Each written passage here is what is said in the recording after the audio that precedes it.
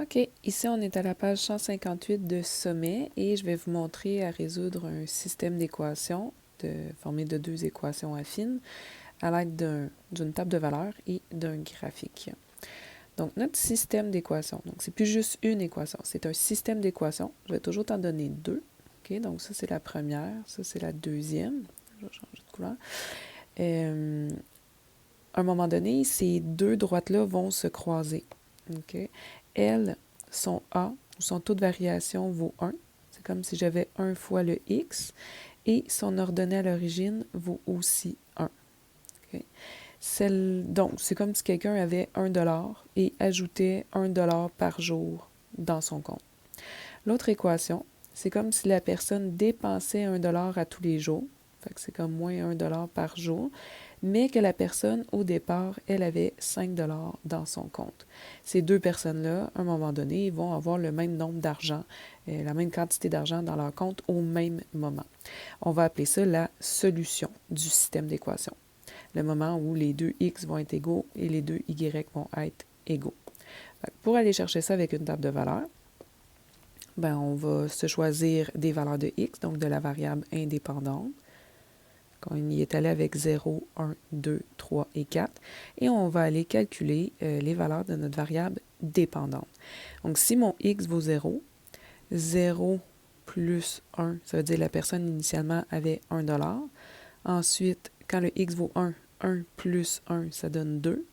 Quand le x vaut 2, 2 plus 1, ça donne 3. Quand le x vaut 3, 3 plus 1, ça vaut 4. Et ensuite, 5, on se rend compte qu'on est des bons réguliers. Je suis rendue à 5. Donc ça, c'est fait.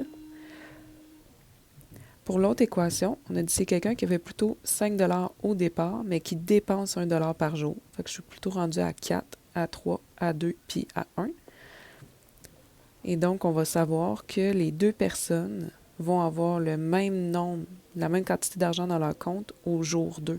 Donc, après 2 jours, la personne 1 a 3$, puis la personne 2 a aussi 3$.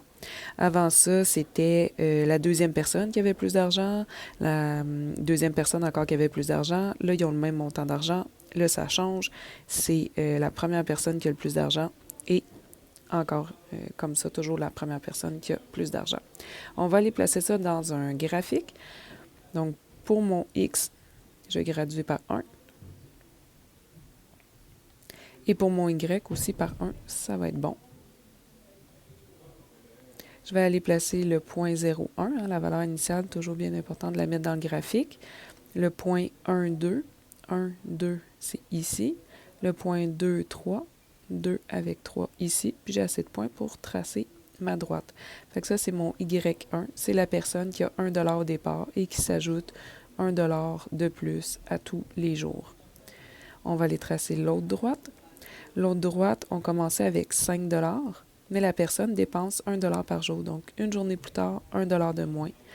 Une journée plus tard, 1$ de moins. Une journée plus tard, 1$ de moins. Ou encore, je pourrais aller placer le point 4, 1. Fait que ça, c'est un X, ça, c'est un Y.